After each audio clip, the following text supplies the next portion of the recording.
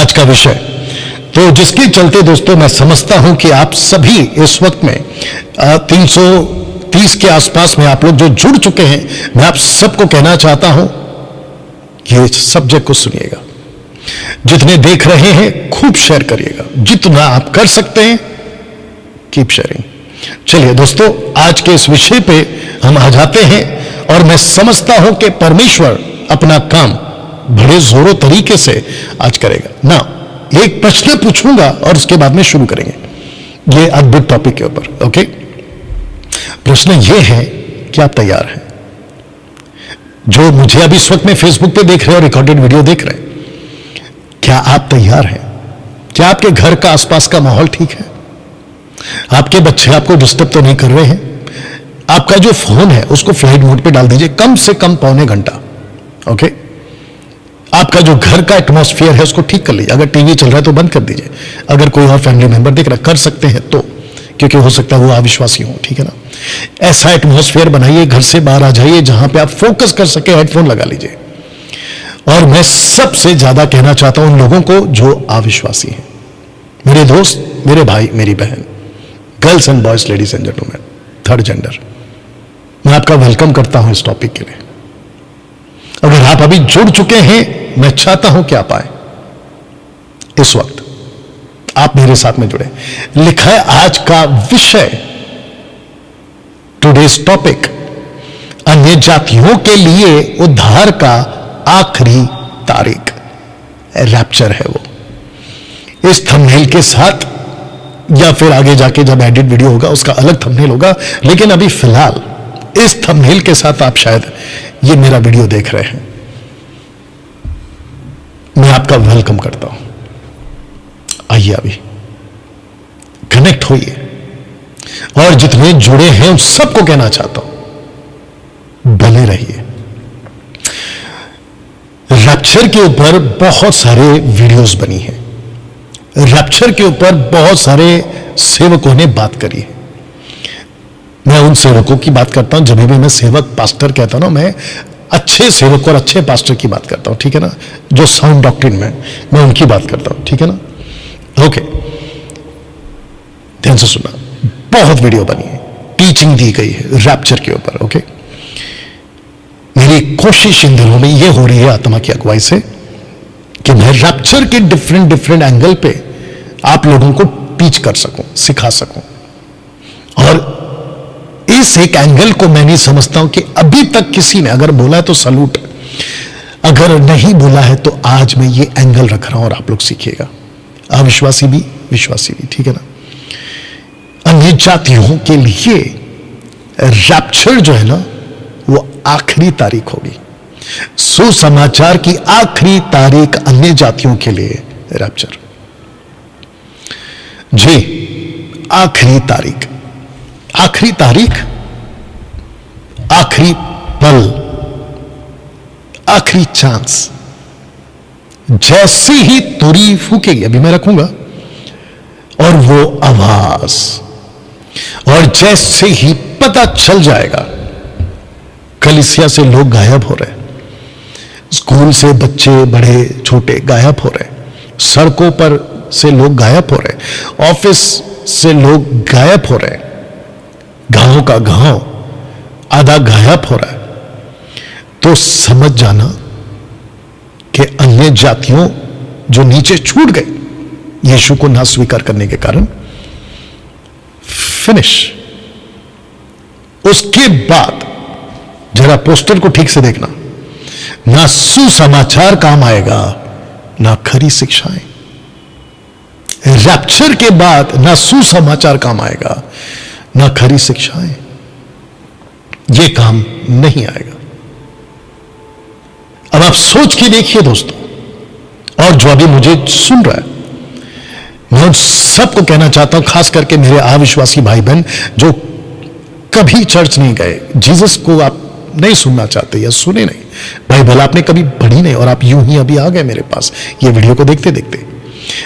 जिस दिन रैप्चर हो जाएगा, उठा लिया जाना किसका? इफिसियों 5:26 की 27 की कलीसिया का। मैं इफिसियों 5:27 बोलूंगा, ठीक है ना। जिस दिन कलीसिया चली जाएगी, वो कलीसिया जिसको पवित्र आत्मा तैयार कर रहा है, वो कलीसिया जिसमें ना कलंक है, ना झुर्री है, ना कोई ऐसी वस्तु जो मेमने के यानी यीशु के बगल में खड़ी होने के लायक हो, ऐसी कलीसिया जिसमें किसी प्रकार का कोई पाप, ऐसी कलीसिया जिसमें किसी प्रकार का कोई गंदगी, ऐसी कोई व्यभिचार, मूर्ति पूजा, नशा, पैसा का चक्कर, ऐसी कलीसिया जिस दिन उठा ली जाएगी और वो मुर्दे जो मसीह में मरे हैं वो जब उठा लिए जाएंगे, ना सुसमाचार काम आएगा, ना खरी शिक्षाएं। मेरे बहुत सारे अविश्वासी दोस्त हैं, आप में से बहुत सारे लोगों के क्रिश्चियन फ्रेंड्स हैं, मैं भी अविश्वासियों से बात कर रहा हूं। आप में से बहुत सारे लोग कॉन्वेंट स्कूल में कभी पढ़े होंगे, पढ़े थे। आपका पड़ोसी क्रिश्चियन है, बाइबल वाला है, यीशु यीशु करता है। आपके ऑफिस के कलीग्स आपको यीशु की बातें करते हैं। आपके हॉस्पिटल के नर्स डॉक्टर यीशु की बातें करते हैं। आप जब ट्रैवल कर रहे थे बस में, टैक्सी में, ऑटो में, प्लेन में, ट्रेन में, ठीक है ना, पानी के जहाज में, तो किसी ने आपको चर्चा की यीशु के बारे में और आपको कहा कि जीसस वापस आ रहे हैं, यीशु वापस आ रहा है, जीसस इज कमिंग अगेन। ऐसा कोई शब्द आपके कानों में कभी पड़ा था या पड़ा हुआ है या होगा शायद, ओके?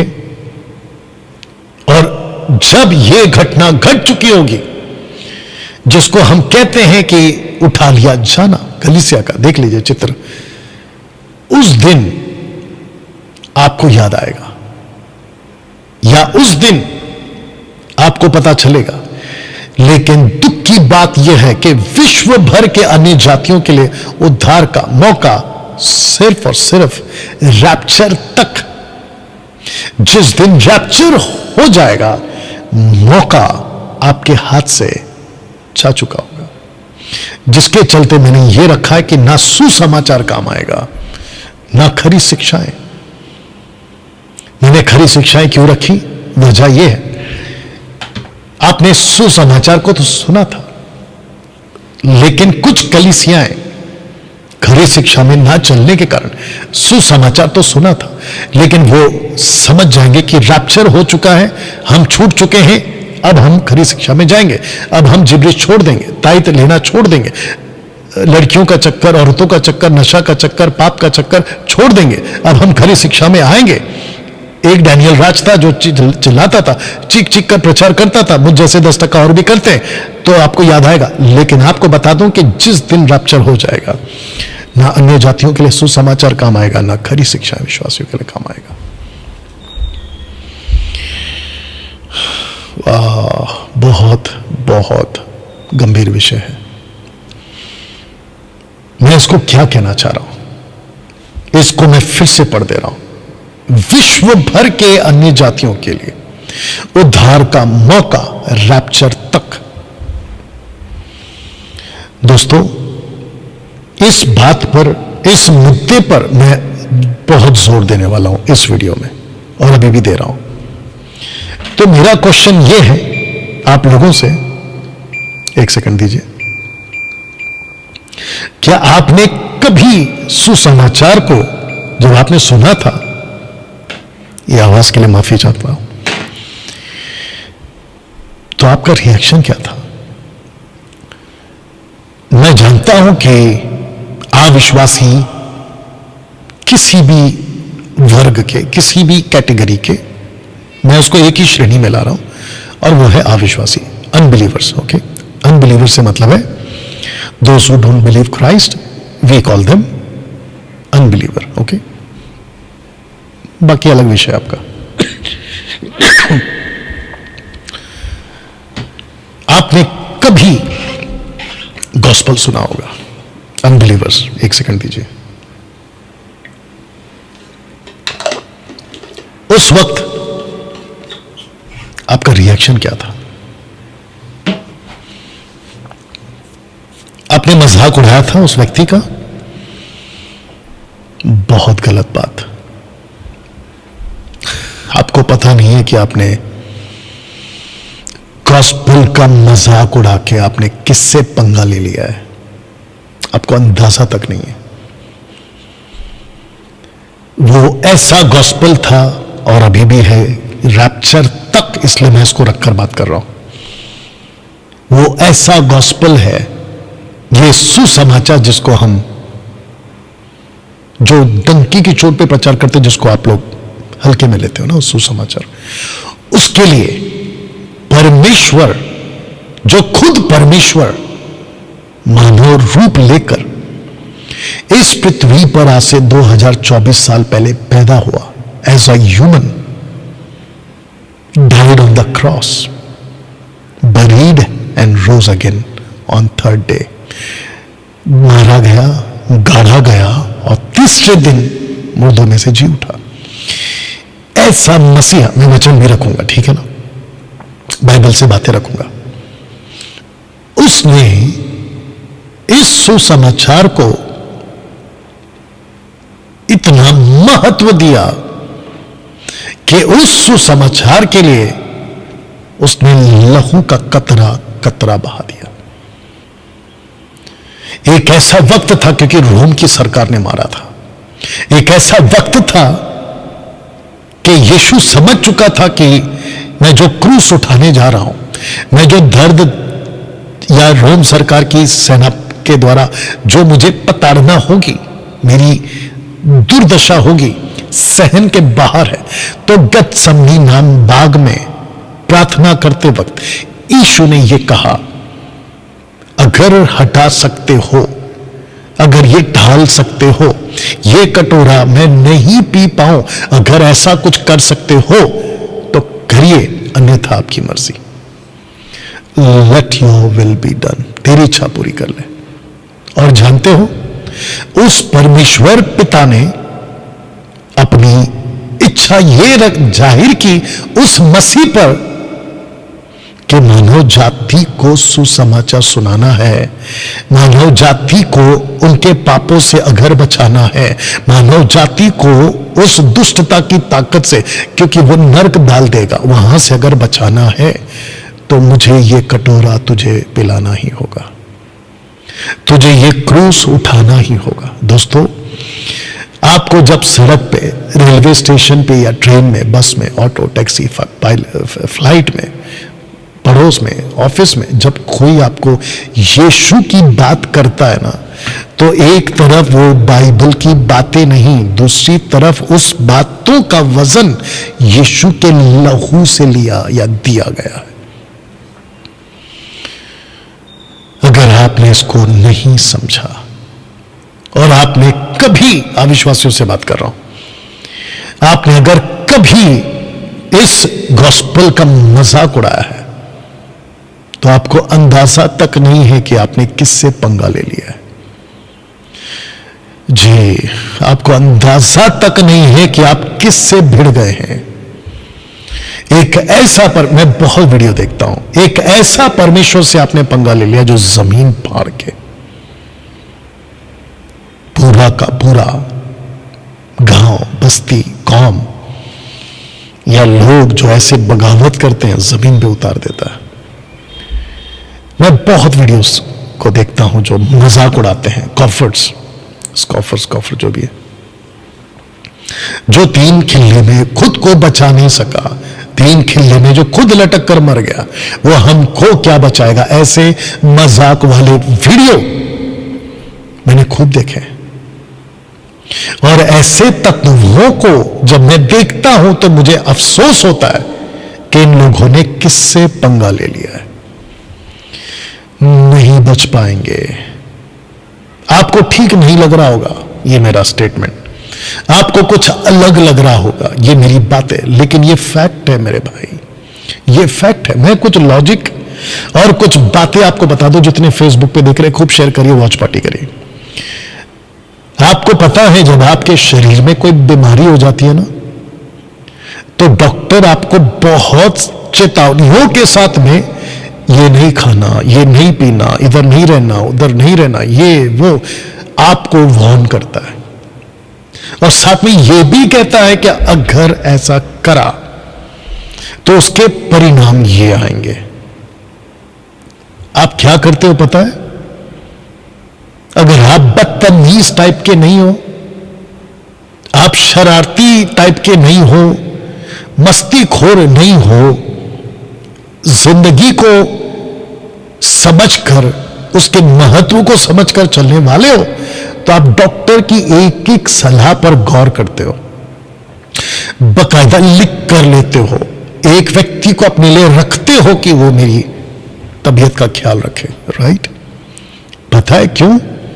क्योंकि अगर आपने सतर्कता नहीं बरती तो वो तुम्हारी जान ले सकता है, वो चीज, वो बीमारी।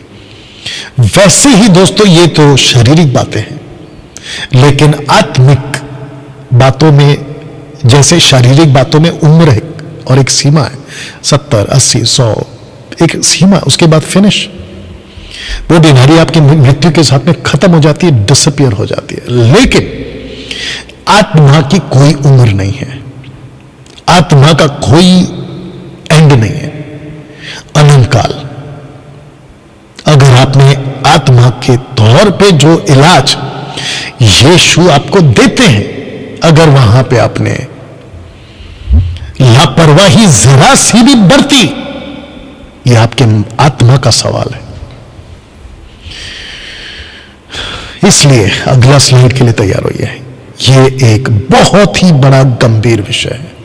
कौन सा? ये वाला, रैप्चर के पहले उद्धार पाना एक बहुत बड़ा गंभीर विषय है। इसको सिखाते सिखाते मैं बाकी चर्चेस के पास्टर को एक सलाह के तौर पे कहना चाहता हूं, अपने अपने चर्चों में प्रचार पर ज्यादा जोर, प्रचार के क्षेत्र में ज्यादा जोर रैप्चर पे दीजिएगा। ओके? क्योंकि जो परमेश्वर के डर में चलता है वो पाप से दूर रहता है। जो परमेश्वर के वचन के आधार पर चलता है, रिस्पेक्ट करता है, वो पाप से दूर रहता है। और जिसके चलते मैं उन सबको रिक्वेस्ट करूंगा, बाकी चर्चेस के पास्टरों को, प्लीज अपने चर्च को ये बातें सिखाओ। ये बहुत गंभीर विषय है। कुछ बातें आपको बताता हूं, अगर आप लोग सब सुन रहे हैं, कुछ बातें आपको बताता हूं। जानते हो आजकल क्या हो रहा है चर्चों में? 90% चर्चेस प्रॉस्पेरिटी की तरफ जा रही है, 90% चर्चेस ब्लेसिंग की तरफ जा रही है। लूसीफर इतना स्मार्ट है, उसको अच्छे से पता है कि अगर लीडर को फंसा दिया मैंने तो बाकी काम लीडर करेगा। बात समझ में आ गई? अगर लीडर भटक गया ना तो बाकी को भटकाने का काम लीडर ही कर देगा। अगर मेरा इशारा मिल रहा होगा, एक व्यक्ति को खराब किया उसने, उस व्यक्ति ने बाकियों को भी खराब कर दिया। या मुझे इस बात का बड़ा अफसोस है, क्योंकि मैं अच्छे से देख रहा हूं कि कैसे भटक रहा हो। और ऐसे ही चर्च का, उस लूसीफर का यही कॉन्सेप्ट है, चरवाह को मारो, भेड़ें बिगड़ पे जाएंगे, तितर बितर। चरवाह पे अटैक करो। बहुत दुख के साथ ये कहना पड़ता है कि लूसीफर का टारगेट चर्च के मेंबर नहीं है, लूसीफर का टारगेट चर्च का पास्टर है जो उनको लीड करता है। इसलिए बी केयरफुल। रैप्चर के पहले अन्य जातियों, आप भी इस बात को समझे, जब तक रैप्चर नहीं होता आपको मौका है। यहां तक बात समझ गए? अब एक लॉजिक दे रहा हूं मैं आपको, कनेक्शन दे रहा हूं। Evacuate, evacuate, evacuate. ओके, ये एक शब्द है जो आपने कई बार सुना होगा, खाली करना। इवैक्यूएट, खाली करना, खतरनाक जगहों से भागना। इसलिए मैंने कुछ ऐसा पोस्टर रखा, और ये वाला पोस्टर से भी समझा देता हूं। इवैक्यूएट, जानते हो ये कब होता है? खाली करो, खाली करो, खाली करो, खाली करो। कब होता है? जब ये कुछ होता है। इस प्लैनेट पर आज से 2024 साल पहले इवैक्यूएट, इवैक्यूएट ये शब्द आत्मिक बातें हैं, समझिएगा प्लीज। भागो, भागो, भागो। जबरदस्त तबाही इस पृथ्वी पर आने वाली है। ऐसी बातों की चर्चा आपके बाइबल में, हमारी बाइबल में। You understand? इवैक्यूएट, भागो। ये दुनिया, मैं किसी को काउंसलिंग कर रहा था अभी, वक्त को ध्यान में रखूंगा, मैं किसी को काउंसलिंग कर रहा था अभी, और मैं उसको कह रहा था कि भाई तुम फंस गए दुनिया में पैदा होके, तुम फंस गए दुनिया में पैदा होके। चारों तरफ माया जाल है, माया जाल चारों तरफ। ये सही लगता है, पता चलता है वो गलत है, वो सही लगता है, पता चलता है वो गलत है, ये सही है तो पता चलता है वो गलत। चारों तरफ ट्रैप है, ट्रैप, फंदा, जिसके चलते इस दुनिया में आप पैदा होकर फंस गए। एक्चुअली पैदा क्यों हो गए मैं आपको बताता हूं। याद रखो, बीच में मैं कोई वीडियो देख रहा था, अगर हमको क्रिश्चियन बनना होता तो हम मुस्लिम घर में क्यों पैदा हो गए, हिंदू घर में क्यों पैदा हो गए? ऊपर वाला अगर क्रिश्चियन है तो क्रिश्चियन में पैदा करा है, हिंदू है तो हिंदू में पैदा करा है, मुस्लिम है तो मुस्लिम में पैदा करा है। क्या लॉजिक है भाई ये कोई सेंस नहीं है इसका। इस पृथ्वी पर धर्म बनने से पहले इंसान बना था। इंसान जब बना था उसका कोई धर्म नहीं था, ना हिंदू, ना मुस्लिम, ना सिख, ना ईसाई, ना बुद्धिस्ट, ना पारसी, ना जूइश, कुछ नहीं था।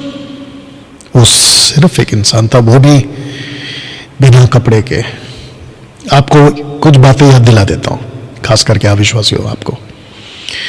जब परमेश्वर ने आदम और हव्वा को बनाया था ना, तो उसने किसी प्रकार का, किसी तरीके का, बहुत ध्यान से सुनना, और ना ही किसी कलर का कपड़ा पहनाया था, ना तरीके का, ना प्रकार का, ना कलर का। आदम और हव्वा, एडम एंड ईव, आदाम और हव्वा कोई कपड़ा नहीं पहने थे। कैसे पता चलेगा उनका जात कौन सा है? कैसे पता चलेगा उनका धर्म कौन सा है?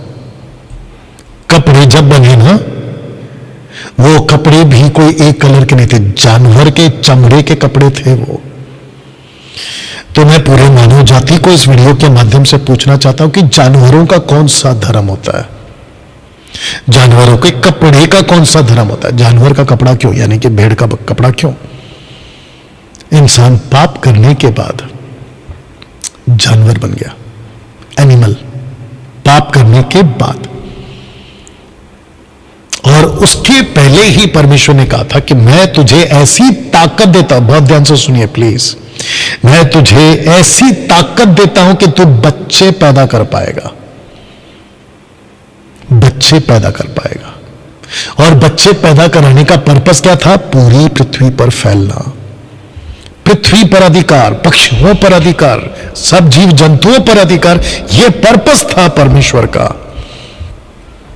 बताइए, तो जो बच्चे पैदा होने का जो कॉन्सेप्ट है, यह पाप करने के पहले आ चुका था, आदम की गलती करने से पहले आ चुका था। और परमेश्वर ऐसा है कि हम अविश्वासी बन सकते हैं, हो सकते, हो जाएंगे, लेकिन वो कभी विश्वासघात नहीं करता और वो कभी बोले हुए से पलटता नहीं है, वो विश्वास योग्य रहता है। याद आ गया पौलुस का स्टेटमेंट? जी, बच्चे पैदा होते गए, पैदा होते गए, पैदा होते गए, पैदा होते गए, पैदा होते गए, पैदा होते गए। आज देखो 8 बिलियन पॉपुलेशन है पूरी दुनिया का, 800 करोड़, भारत में 140 के आसपास या उससे भी ज्यादा।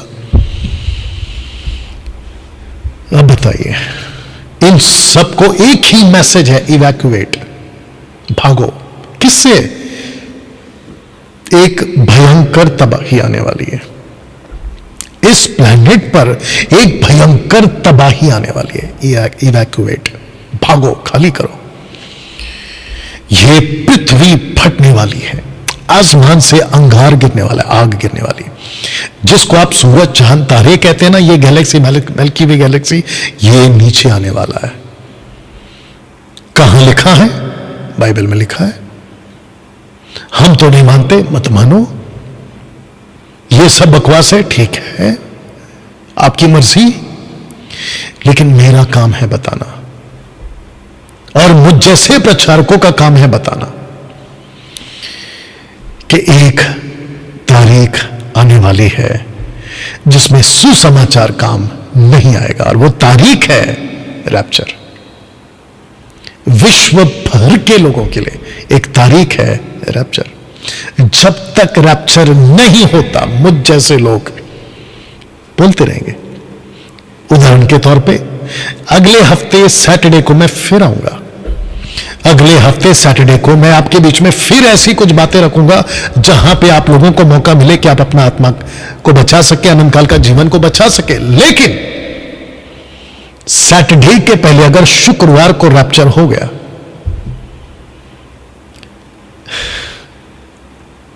आपका चांस गया।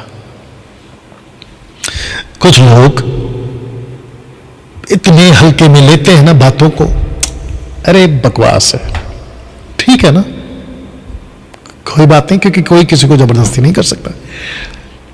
अरे ये जो बोल रहा है डैनियल राज, बकवास है, ठीक है ना, ये आपका है। लेकिन क्या जिसको तुम बकवास कह रहे हो, क्या 100% उसकी गारंटी आपके पास है? उसकी गारंटी आपके पास नहीं है, और यही वजह है कि आपने अज्ञानता, बालकपन, मूर्खता, ज्ञान की कमी के कारण आपने ये कह दिया, अरे सब बकवास है, अरे ये तो ऐसे ही बोलते हैं, कुछ नहीं होने वाला है, ठीक है ना। बट क्या उस स्टेटमेंट के आपके पास में 100% गारंटी है कि वाकई कुछ नहीं होने वाला है? अब आप पलटकर मुझे बोल सकते हो कि आपके स्टेटमेंट पे आपके पास में 100% गारंटी है क्या? बहुत ध्यान से सुनना, इसका जवाब मैं दे रहा हूं। मेरे पास इसकी गारंटी नहीं है। मैं जिसकी बात कर रहा हूं उसके पास में गारंटी 100% नहीं, 1,00,000% गारंटी है। क्योंकि जिसका हम प्रचार कर रहे हैं वो वहीं से आया है जहां पहुंचाने की वो बात कर रहा है, आपसे, हमसे, मुझसे। वो वापस वहीं गया, क्रूस पे से जिंदा होने के बाद वो वहीं से वापस आएगा, और वापस उन सबको जो उसके ऊपर भरोसा करते लेकर जाएगा। यूहन्ना 14:1-2-3-4 में क्या कहा उन्होंने? तुम्हारा मन व्याकुल ना हो, मैं आ रहा हूं, और मैं जिस दिन आऊंगा तुमको वहां ले जाऊंगा जहां मैं रहूंगा। ऐसी बातें किसके पास है? ऐसे स्टेटमेंट किसके पास है? आप ही बताइए। इस प्लैनेट पर किसी किताब में ऐसी दावा करने वाली बातें कहां है? सीधा आंसर नहीं है मेरे दोस्त। दोस्तों, इसको समझिए।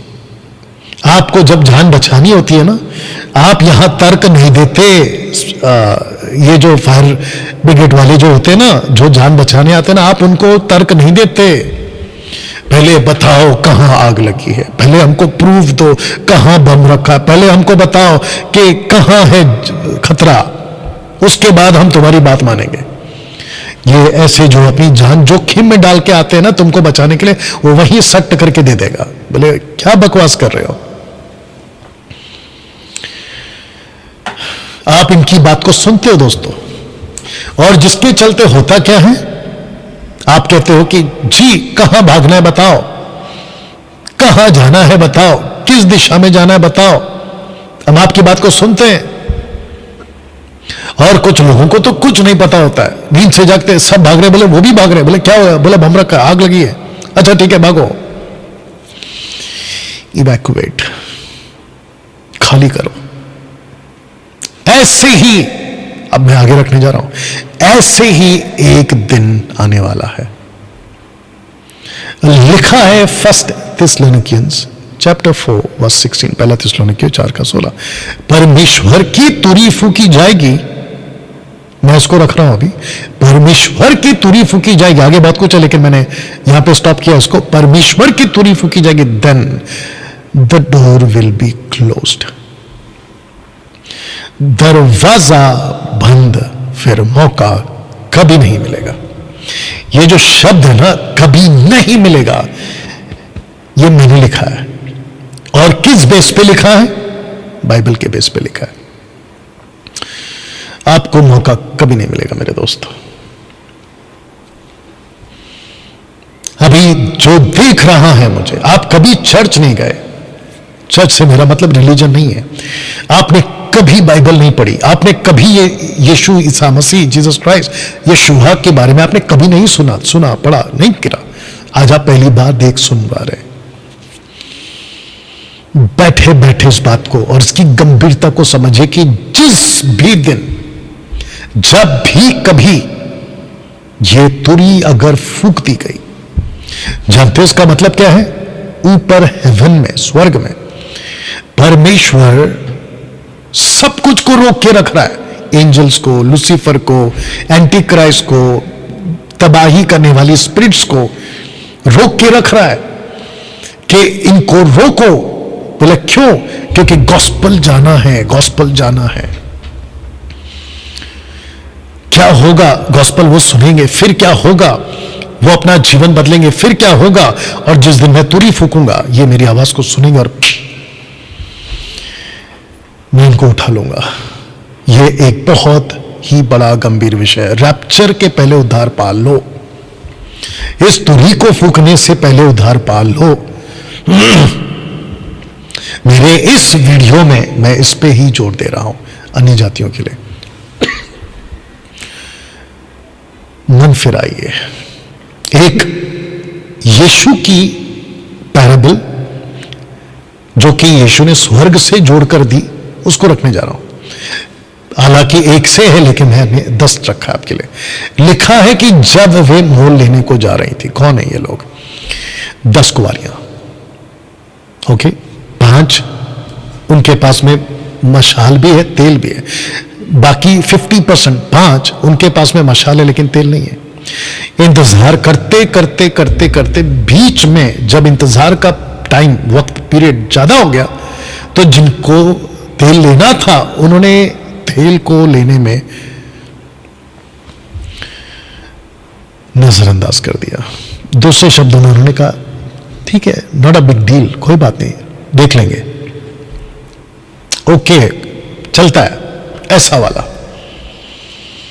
और जब अचानक से तुरी फूक दी गई, अचानक से हल्ला होने लगा कि दुल्हा आ चुका है।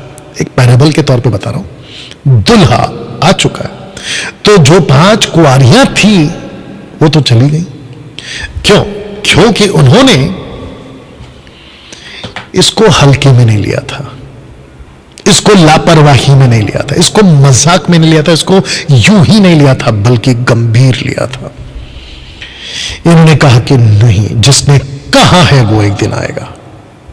ईसा मसीह इस प्लेनेट पे फिर से आएगा।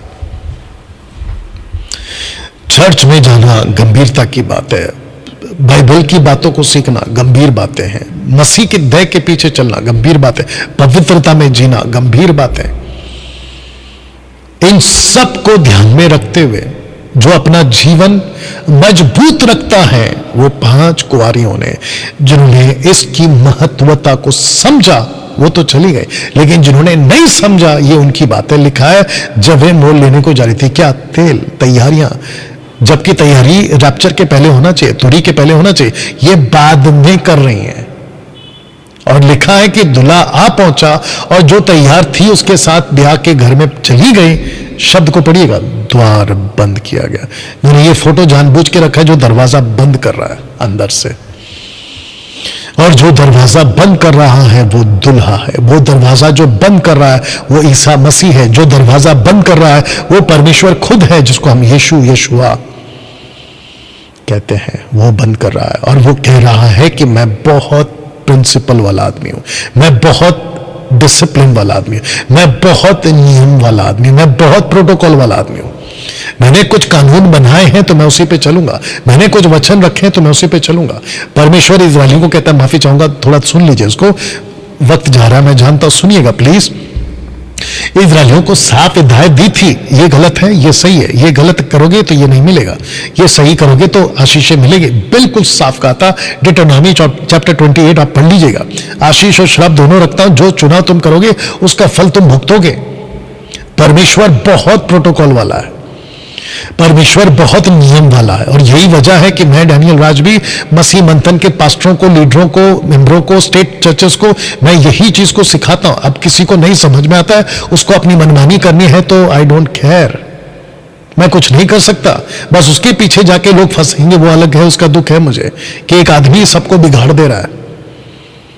तो परमेश्वर कहता है कि मैं बहुत डिसिप्लिन वाला आदमी हूं, मैंने कुछ कानून बनाए थे उसको फॉलो क्यों नहीं किया। मैंने कहा था कि तेल और मशाल साथ में रखो तो तुमने क्यों नहीं लिया।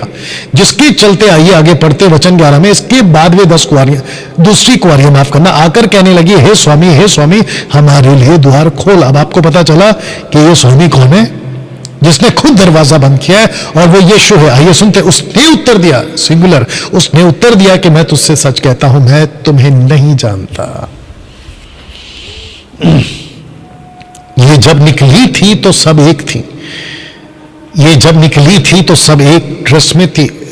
10 को कहा गया था कुंवारियां, ये दूल्हे से मिलेंगे। जब तक तुरी नहीं फूकते हैं तब तक एक जैसे दिखते हैं, जब तक रैप्चर नहीं आता चर्च पूरा एक जैसा दिखता है। और आपस में कहते हैं, अरे आपस में क्यों लड़े।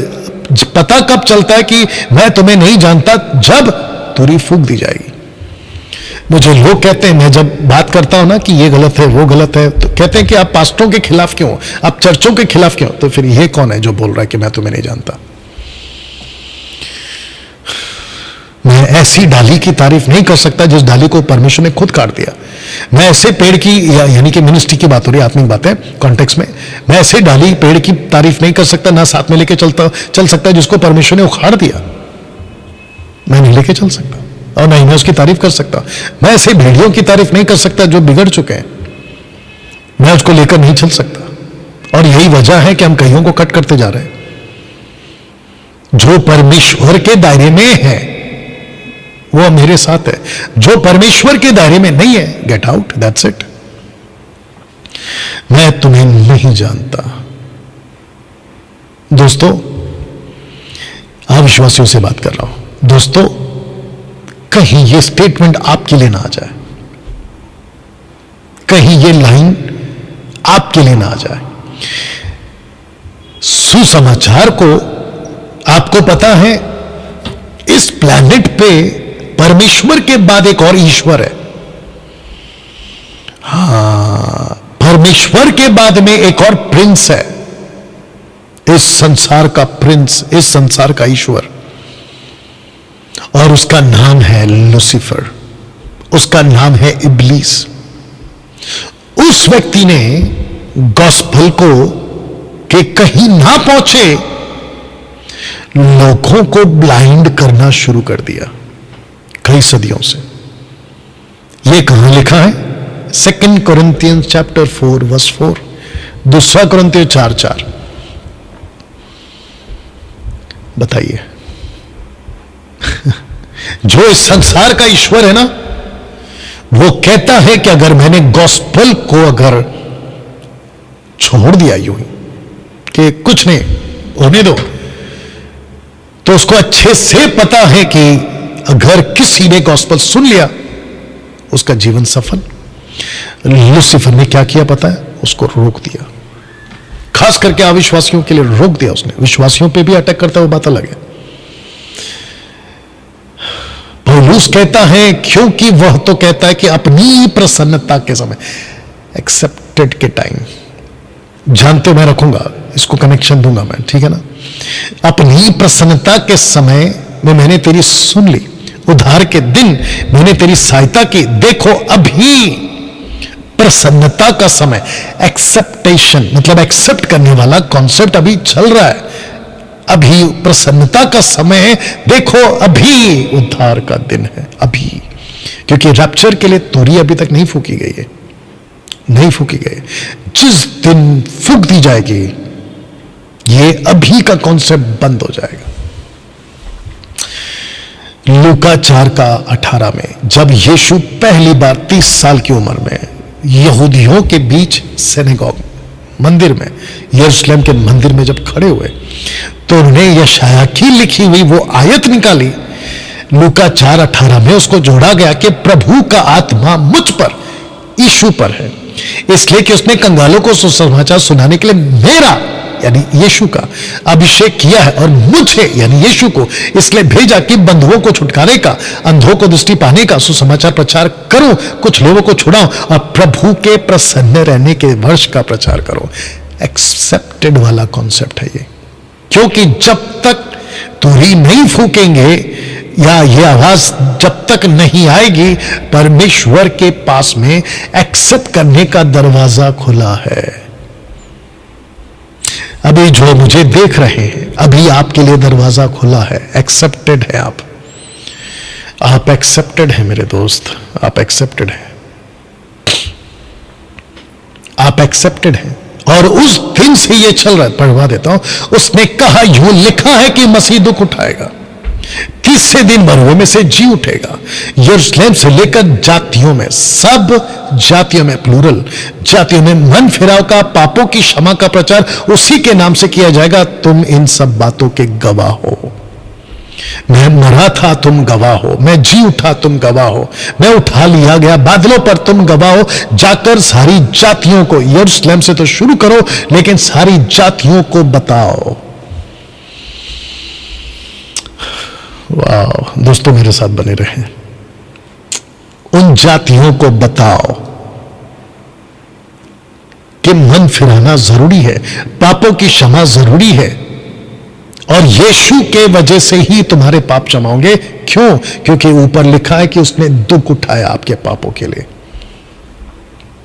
वो क्रूस पर मरा है आपके पापों के लिए। इसका गॉस्पल, इसका सुसमाचार सारी दुनिया को सुनाओ। और यही वजह है मेरे दोस्तों कि सोशल प्लेटफॉर्म पर अभी मैं और ये वीडियो जहां जहां जाएगी, मैं उन सबको कहना चाहता हूं कि आप लोगों को एक्सेप्ट करने वाला कॉन्सेप्ट अभी चल रहा है। अभी आपको मौका है, अभी आपको एक्सेप्ट किया जाएगा। डैनियल भाई, इसलिए यूहन्ना की किताब उसका 20 का 22, 23, 24 अगर आप पढ़ोगे, यीशु कहता है कि जिनके पाप तुम क्षमा करोगे वो स्वर्ग में क्षमा किए जाएंगे, जिसको तुम यहां रखोगे वो स्वर्ग में रखा जाएगा। इसका मतलब क्या है कि पतरस, अगर तूने किसी को कह दिया कि अभी दरवाजा खुला है, तुम यीशु को स्वीकार करो, तो यीशु कहता है यहां तुमने कहा, मैंने वहां उसको स्वीकार कर लिया। बताइए। दोस्तों, एक आखिरी स्लाइड में रखने जा रहा हूं इस संदेश का। मैं अविश्वासियों से और विश्वासियों से दोनों से कह रहा हूं, एक आखिरी स्लाइड में रखने जा रहा हूं, और वह है ये वाला, जिसको हम बाइबल कहते हैं ना। उस बाइबल में 1 कुरिन्थी 10:4 पौलुस कहता है कि यीशु एक चट्टान है, और इसी बात को इजरायलियों ने यीशु को, क्रिस्टोफनी, उसके अस्तित्व को चट्टान के रूप में देखा। लेकिन यह वाला चित्र आप देख सकते हैं, अगर कोई चट्टान पे गिरा, एक या चट्टान किसी पे गिरा, ये दो एंगल है, या तो तुम चट्टान पे गिरो या चट्टान तुम पे गिरे। आइए देखते हैं अर्थ क्या है। लूका 24:46। ओके, इसको भला पढ़ देते हैं, फिर मैं बताता हूं। उसने कहा, यूं लिखा है कि मसीह दुख उठाएगा, तीसरे दिन जी उठेगा, यरूशलेम से लेकर सब जातियों में मन फिराव का, पापों की क्षमा का प्रचार किया जाएगा। एक सेकंड दीजिए।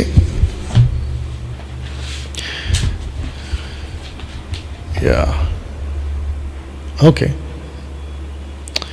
मत्ती की किताब, अगर मैं गलत नहीं हूं, जो कि मैंने इसमें नहीं डाल पाया, एक सेकंड दीजिए प्लीज।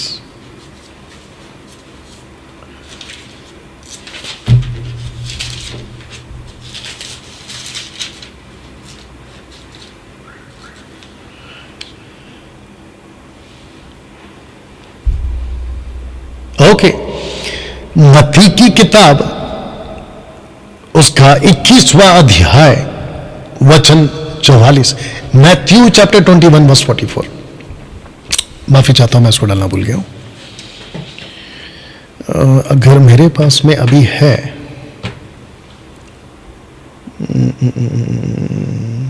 एक सेकंड दीजिए प्लीज, मैं आपको बताता हूं कि वहां पर क्या लिखा है। मेरे साथ बने रहें प्लीज, मैं उसको डाल के आपको समझाना चाहूंगा।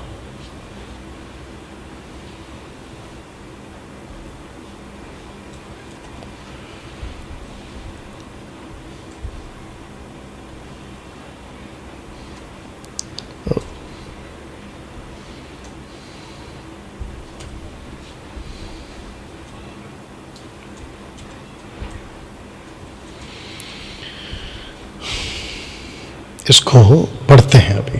ओके, ये मैं कुछ ओके, तो जितने भी देख रहे हैं एक बार इसको देख लीजिएगा। ओके, ये आ गया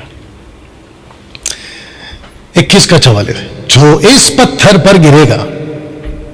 ओके, इसको फिर डाल दे। जो इस पत्थर पर, जो कि पत्थर चट्टान यीशु है, जो इस पत्थर पर गिरेगा वो चकनाचूर हो जाएगा, और जिस पत्थर पर वह गिरेगा यानी यीशु गिरेगा उसको पीस डालेगा। तो यहां पे दो है, या तो आप पत्थर पर गिरो या पत्थर आप पर गिर जाए। अगर आप पत्थर पर गिरते हो तो चकनाचूर, इसका मतलब क्या है? या पत्थर आप पे गिर गया तो पीस देगा। दोनों का मतलब क्या है बताने जा रहा हूं। अगर आप पत्थर पर गिरोगे तो वो आपके पापों को माफ करेगा, लेकिन अगर पत्थर आप पे गिर गया तो लिखा है कि वो पीस डालेगा। बताइए, अब आप समझे इस पोस्टर को? कोशिश करो, और यही मैसेज है मेरा अविश्वासियों आपसे, कि तुम पत्थर पर गिर जाओ, एक्सक्यूज मी, तुम यीशु पे गिर जाओ, यीशु तुम्हारे पाप माफ करेगा। लेकिन यीशु तुम पर गिरे ऐसा कभी नहीं करना। कहीं यीशु तुम पर गिर गया ना तो लिखा है कि वो पीस डालेगा, वह उसको पीस डालेगा। मैं इस मैसेज और इस वचन के साथ इस वीडियो को समाप्त करने जा रहा हूं, यानी कि आज का ऑनलाइन चर्च मैं इसको समाप्त करने जा रहा हूं। और मैं आप सबको पूछूंगा अभी, क्या आप तैयार हैं यीशु पर गिरने के लिए? और अगर आपने ऐसा नहीं किया और कहा छोड़ो यार कुछ नहीं होता, कोई नरक नहीं, कोई स्वर्ग नहीं, कोई रैप्चर नहीं, कोई तुरी फूकी नहीं जाएगी, कोई पाप नहीं, कुछ नहीं, सब खाओ पियो मजा करो, तो उसका मतलब यह है कि पत्थर आप पर गिरने वाला है, और वो जिस दिन गिरेगा वो आपको पीस डालेगा। मैं इस स्लाइड के साथ आज की मीटिंग समाप्त कर रहा हूं। आइए प्रार्थना करें। अनुग्रहकारी पिता, तेरा धन्यवाद। परमेश्वर, मैं जानता हूं कि ये वीडियो और ये प्रचार कई लोगों के मन को बदलेगा, और मैं चाहता हूं कि प्रभु आप करिए अपनी उस कृपा में, अपनी उस दया में, प्लीज आप करिए प्रभु। ऐसे लोगों को जो भी वीडियो देख रहे हैं और जो कभी भी देखेंगे, मन फिराव का मौका दीजिए प्रभु। प्रभु जी, मैं जानता हूं कि परमेश्वर आप अनुग्रहकारी है, दयालु है, आपका मर्जी है कि सब बचे। हिजकिय्याह कहता है कि परमेश्वर नहीं चाहता कि कोई नाश हो,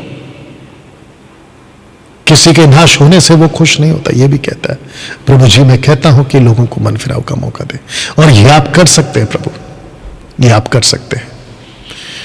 आदर महिमा आपको देते हुए ये प्रार्थना यीशु के नाम से मांगते हैं, आमीन। दोस्तों, मैं ये स्लाइड के साथ खत्म कर रहा हूं। इसकी गंभीरता को समझें और मसीह मंथन बैठक आप लोग भी समझें। मजाक में मत लीजिए मिनिस्ट्री को, मजाक में मत लीजिए सेवा को। हल्के में मत लीजिए परमेश्वर के वचनों को। अगर तुरी फूक गई, अगर ट्रम्पेट को एक बार ब्लो कर दिया ना, फिनिश। अपना ख्याल रखें, मिलते हैं अगले वीडियो के साथ या अगले सैटरडे। God bless.